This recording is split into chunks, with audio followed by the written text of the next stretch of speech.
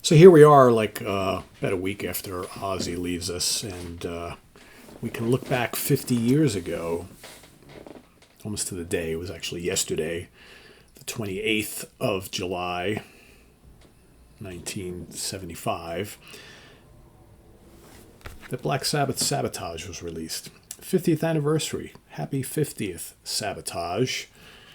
Right, called Sabotage because, of course, the band felt their career was being sabotaged by their former management group. Right, it's a lot of crazy legalities, legal things, legal messes going on around the time of this album.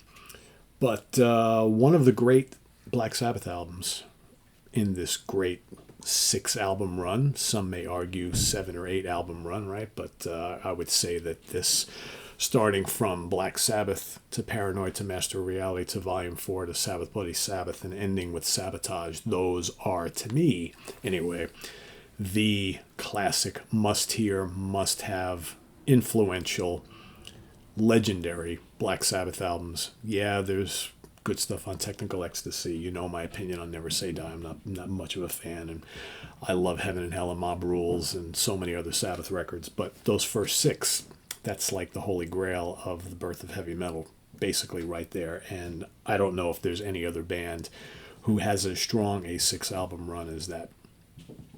To me, it's one of the greatest 6 album runs of all time. You could make an argument for a bunch of others, but so I just wanted to take a little bit of time to talk about Sabotage, the album, and kind of what it's meant to me over the years. Now, ironically enough, while I was growing up and becoming an enormous Sabbath fan as a very young teenager, and through all the rest of my teens and into my 20s, when Sabbath was everything to me. They're still one of the biggest musical bands in my life ever, still to this day. But as a young person, you latch onto bands and latch onto albums, and you listen to less, but you listen to them more, right?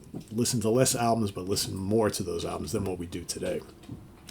And I remember liking Sabotage, but I think the experimentation on this album and the fact that they went and did some different things maybe didn't quite grab me as much as it has in more recent times. I was all about Paranoid and the first album and Master Reality and Volume 4. I think Sabbath Bloody Sabbath and this album started to really work with me later on when I started to develop a little bit more sophisticated taste in music and progressive music and bands wanting to try different things, right?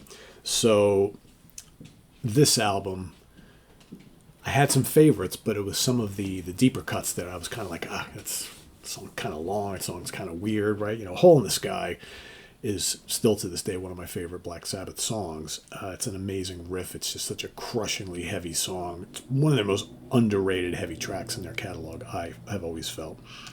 Don't Start Too Late follows, which, then you got Sentiment of the Universe. That's always been the song from this album that's got the most attention. Of course, it's got that amazing riff to start it all off with, and there are parts of the song that are like kind of proto speed metal thrash. Bill's drumming is amazing. Speaking of Bill's, how about those leggings, man, or whatever you want to call that? Of course, we know that he grabbed that from his wife. Those are his wife's pants, or leggings, whatever you want to call them. Yeah, this album cover is such a mess, isn't it? It's just like, what in the world is this supposed to be? I like the logo, I like the way Sabotage is. The rest of it just kind of has always befuddled me. Standing in front of a mirror, Bill's dressed bizarrely, Ozzy's wearing whatever it is he's wearing, Tony's sitting down, his legs crossed, Geezer's just chilling out. The reissue's got that shot. That's kind of a wacky shot too. But anyway, that notwithstanding. So Symphony of the Universe is probably the most high profile song here. Megalomania is very cool. There's some like cool, creepy, odd stuff on here. And I think Megalomania is one of them. That's like this big, rambling, epic, fun song that's just totally different for the band. Thrill of It All, right? And Superstar, or Super Tsar, right? that's so kind of eerie and powerful all at the same time, and majestic, and yeah. Am I Going Insane Radio? That's always been the one song I never really cared for on this record. I still to this day doesn't really do much for me. Again, it's different for them. It's like this kind of weird little kind of like psychedelic pop song for them, I guess. I don't know. I can appreciate it. I don't necessarily really enjoy it all that much, though. The Writ, however, that's, again, more epicness. For me, Megalomania and The Writ are like the two mammoth pieces on this album that shows that Sabbath were willing to do something different, and it succeeded big time. Maybe at the time, those songs went over my head. I listen to them now and I'm like, oh, there's some good riffing going on in there, but it's not like your steamrolling Hole in the Sky or Children of the Grave riff or, any of that sort of thing. But there's definitely some depth to the songwriting on this album, and the arrangements, I think, that, showed that Sabbath really could play in other genres if they wanted to. Obviously made their money being a heavy, heavy band, but I think Tony had lots of good, cool ideas up his sleeve. And, starting really with Volume 4 through Sabbath, Bloody Sabbath, and this album, you can see where they're really wanting to stretch out a little bit. And I think you have moments of that on Technical Ecstasy and Never Say Die too. I don't really think the production of either of those albums, of course, this was Mike Butcher along with the band and mostly Tony producing this album. I think the production on this album is really, really good. I think one of the things that Technical Ecstasy, Never Say Die, there are some songs that I don't really dig all that much on both albums, but there is some, especially on Technical Ecstasy, you have, there's some really good tracks on that album, and others that don't really work for me as well. But I don't really care too much for the production on either of those albums, especially Never Say Die. But here, the man just sounds in top-notch form, and everything, the vocals, Ozzy's vocals on this album are amazing. I think for me, Ozzy's two best albums from a vocals perspective are Sabbath, Bloody Sabbath, and this record.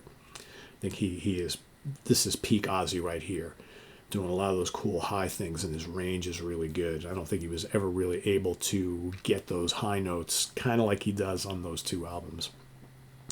But yeah, this is a tremendous, tremendous record of lots of variety, lots of depth.